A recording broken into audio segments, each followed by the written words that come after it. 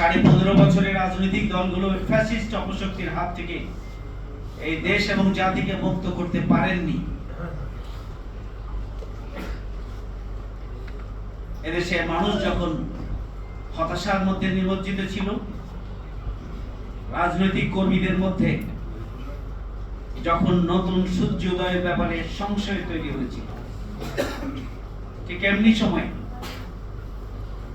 আমাদের তরুণ এবং যুবক দামাল ছেলেরা তাদের জীবনের শেষ রক্তবিন্দু দিয়ে রাজপথে নেমে এসেছিল।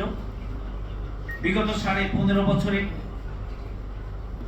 যে ক্ষেত্র প্রস্তুত হয়েছিল, বিক্ষুব্ধ জনতা তরুণ ছাত্র যুবকের নেতৃত্বে ঐক্যবদ্ধ হয়ে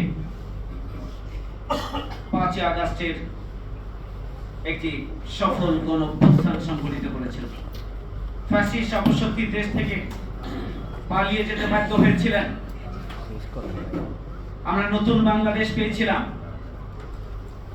এই তরুণ প্রজন্ম যাদের নেতৃত্বে গণঅভ্যুত্থান সংগঠিত হয়েছিল, তারা কোনো বিশেষ দলের, কোনো রাজনৈতিক দলের ছিল না, বরং তারা দেশের সচেতন ছাত্র এবং যুবক ছিলেন, যারা এই ফ্যাসিস্ট অপশক্তির হাত থেকে দেশকে রক্ষার জন্য নিজেদের জীবন দিয়েছিলেন।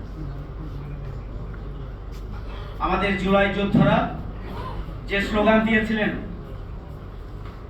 বৈষম্যহীন বাংলাদেশ চাই, উই ওয়ান্ট জাস্টিস, আমরা ন্যায় বিচার চাই, আমরা ইনসাফ চাই।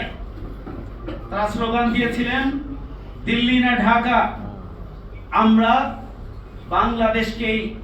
বাংলাদেশের স্বাধীনতার সার্বভৌমত্বকে সকল অপশক্তির হাত থেকে আমরা সুরক্ষা দিতে চাই, আমরাই নিজেদের পায়ে আমরা দাঁড়াতে চাই।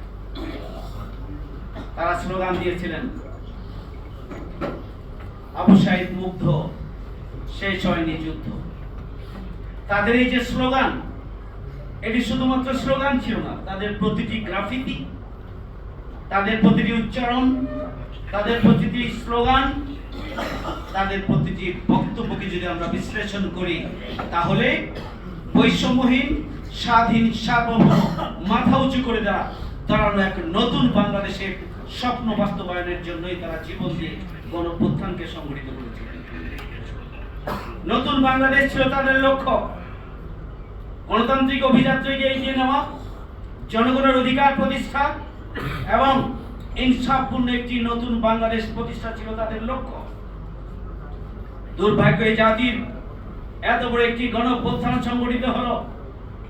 নির্বাচনে বিএনপি কোন ভাবে ক্ষমতায় এসেছেন, এই নিয়ে আমাদের কথা আছে।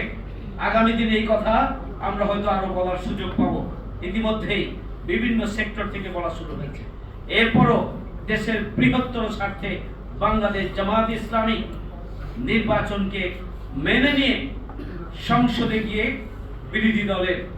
বিরোধী দল হিসাবে সেখানে ভূমিকা পালন করছেন। আমরা দেশের গণতন্ত্রকে এগিয়ে নিতে চেয়েছি, আমরা দেশের স্থিতিশীলতা চেয়েছি, আমরা গণঅভ্যুত্থানের মাধ্যমে আমাদের যে অর্জন, সে অর্জনটাকে নস্যাৎ করার যেন কোনো নতুন চক্রান্ত না হয়, সেই জন্যই আমরা সংসদে ভূমিকা পালন করছি।